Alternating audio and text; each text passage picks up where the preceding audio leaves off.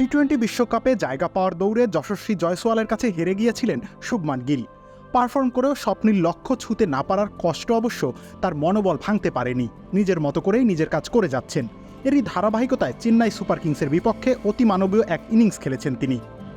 হার্দিক পান্ডিয়ার দলবদলের পর হুট করে গুজরাট টাইটান্সের নেতৃত্ব চলে এসেছিল এই ব্যাটারের কাঁধে। তবে নেতৃত্বের চাপ তার পারফরম্যান্স সত্তাকে ম্লান করতে পারেনি। টুর্নামেন্ট জুড়ে রান করেছেন অক্লান্তভাবে, সবশেষ ম্যাচে তিনি হাঁকিয়েছেন সেঞ্চুরি।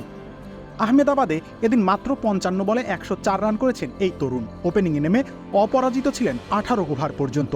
দলকে এনে দিয়েছেন আকাশ সম সংগ্রহ।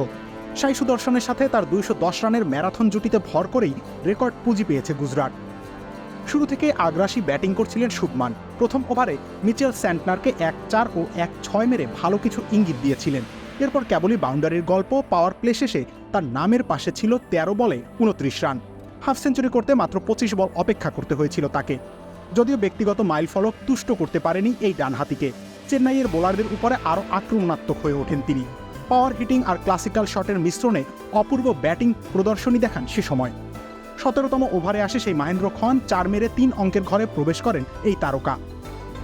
কেন আহমেদাবাদের রাজা ভাবা হয় তাকে, সেটারই উত্তর আরেকবার দিয়েছেন তিনি। চলতি আইপিএলে ইতোমধ্যেই 400-এর বেশি রান করেছেন গিল, তবুও সেটা যথেষ্ট হয়নি ওয়েস্ট ইন্ডিজ ও যুক্তরাষ্ট্রের বিমানের টিকিটের জন্য। কিন্তু দৃঢ়চেতা এই ক্রিকেটার ঠিকই নতুন করে লড়াই করছেন। এই যে ঘুরে দাঁড়ানোর প্রত্যয়, নিজের জায়গা করে নেওয়ার লড়াই, সেখান থেকে অনুপ্রেরণা নিতে পারেন অনেকেই। রবিউল ইসলাম রনি, খেলা 71।